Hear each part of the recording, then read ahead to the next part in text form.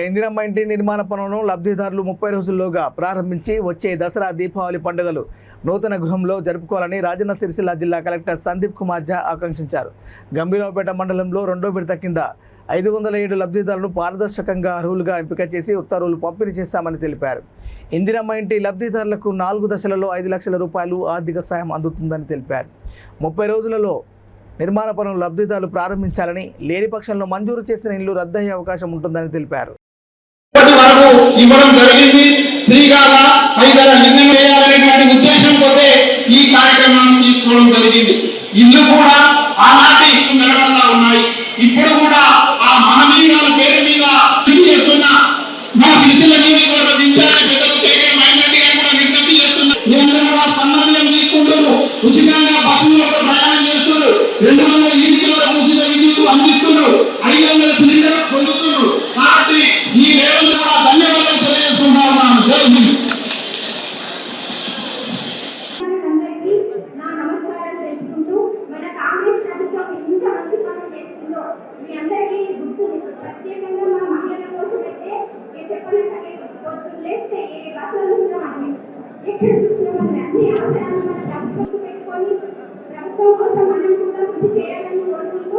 మరియు మన మహిళలందరూ మన కేటాయింపు వాటిని మనం సద్వినియోగం చేసుకొని ఇక్కడికి చేసినటువంటి ప్రతి ఒక్క లబ్ధిదారులకు మనకు మనం తెలుసుకుంటూ ఎవరైనా తప్పిపోయి రానటువంటి ఇల్లు రానటువంటి వాళ్ళు ఉంటే బాధపడాల్సిన అవసరం లేదు. మన ప్రభుత్వం ఎంతకాలం ఉంటే అంతకాలం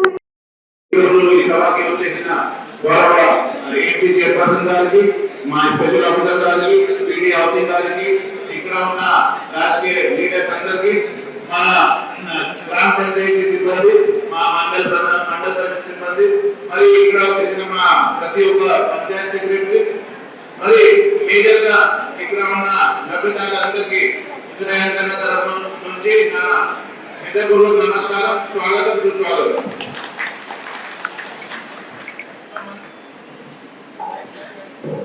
మీ అందరికీ ఒక మాట చెప్పాలి. 40,000 మాకు అప్లికేషన్ వచ్చింది ఇందిరమ్మ ఇల్లు గురించి. 40,000.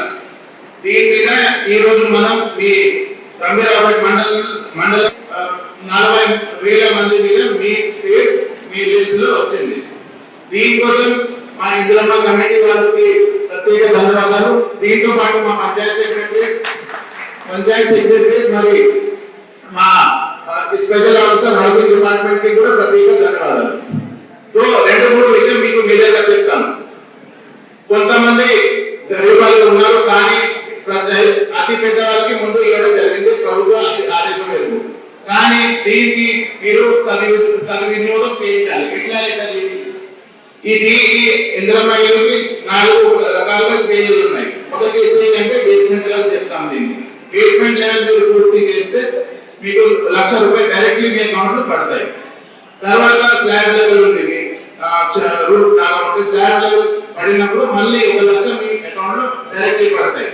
తర్వాత మీరు స్లాబ్ వేస్తే మళ్ళీ 2,00,000 పడతాయి.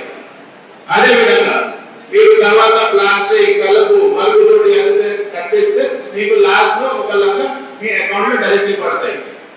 దీని మీద మీరు ఈ రోజు ఈ ప్రొసీడింగ్ మీకు అప్పగించిన తర్వాత దయచేసి మీ ఊళ్ళో పోయి వెంటనే మొదలు పెట్టాలి. ఎందుకంటే నేను ఇంతకు ముందే చెప్పిన 40,000 మంది అప్లై చేశారు, కానీ మీకు ఇవ్వడం జరిగింది.